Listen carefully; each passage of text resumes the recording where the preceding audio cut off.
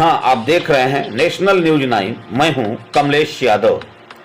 सांसद अफजाल अंसारी का आज तूफानी दौरा, धार्मिक स्थानों पर लगाई हाजिरी।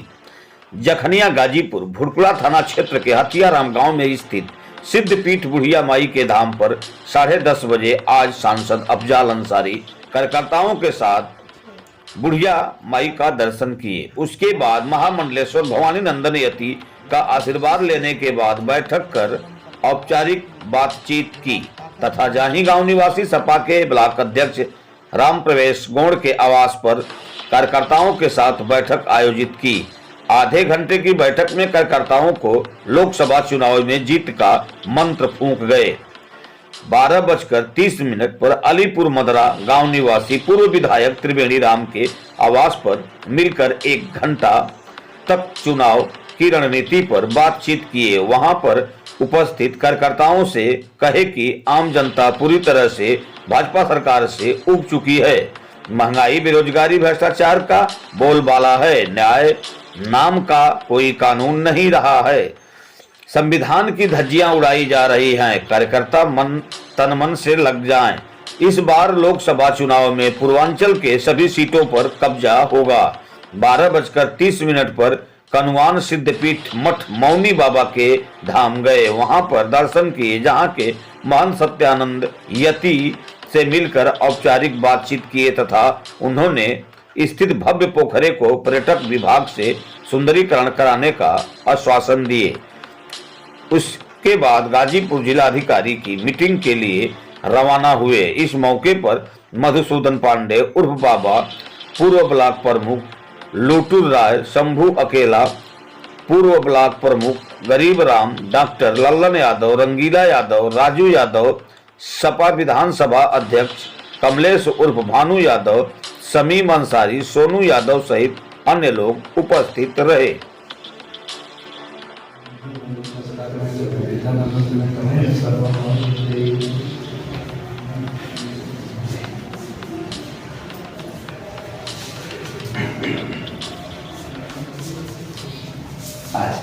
लोकसभा में भेजा है तो आगे उनकी भी तो आस्था है।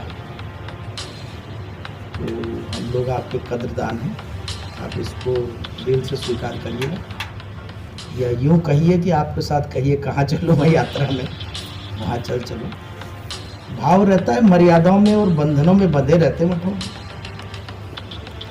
कुछ खास ऐसे कार्यक्रम होते हैं विद्यालयों के, कुछ इस तरीके के संगठनों के जहाँ मैं जाता हूँ, वरना मैं राजनीतिक मंचों के कभी गया।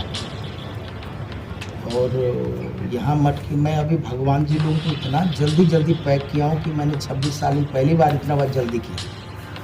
और मैं अभी गुस्सा था, बहुत गुस्सा था। सुन रहे थे आप कि जनपद का एक ही सांसद होता है हमारे यहाँ, और सांसद आए हुए हैं और आप इतना लेट कैसे करते? सवाल उसका नहीं है, मतलब दिल से कैसे व्यक्त करें। और मजबूरी हमारी यह है कि उधर भी जिनके लिए मुझे नियुक्त किया गया पुजारी की, तुम इनकी पूजा करना, वो भी करना मेरे लिए। तो मैं थोड़ा विलम्ब से हूँ यहाँ पर, आप उसको ध्यान में दीजिएगा। हम लोग आपको पेट भर के आपकी इज्जत बख्शते हैं। आपको हम लोग बेफिक्र होकर किसी की बिना चिंता किए हम लोग आपके लिए इज्जत बख्शते हैं। बिल्कुल नहीं, आपकी बड़ी इज्जत रही। छोटे मोटे माइनसों को भी मैं इनकार नहीं करता, दुश्मन नहीं हूँ। सिन्हा जी बहुत अच्छे खानदान के व्यक्ति हैं, मैं उनका सम्मान करता हूँ, होता ही है। मगर मैं इस दृष्टिकोण से दरवाज़ा बंद करता रहा हूँ कि जब आप ताकतवर हैं, सत्ता में हैं, जब आप कहीं इतनी ऊंचाइयाँ हासिल कर रहे हैं, तब ये सिद्धपीठ हथियाराम बाबा जी के बाप का थोड़ी है, यह भी तो समाज का है। जब आप सामाजिक कार्यों में अपना उत्सर्ग कर रहे हैं तो सिद्धपीठ के लिए भी थोड़ा सा सोचिए, इस सिद्धपीठ के लिए भी कुछ सोचिए। रायपुर से यहाँ आने में कितनी परेशानी हो रही है, जखनिया से यहाँ आने में कितनी परेशानी हो रही है। तो ये इन सिद्धपीठों का भुड़कुड़ा और हथियाराम का अपमान नहीं है तो क्या है?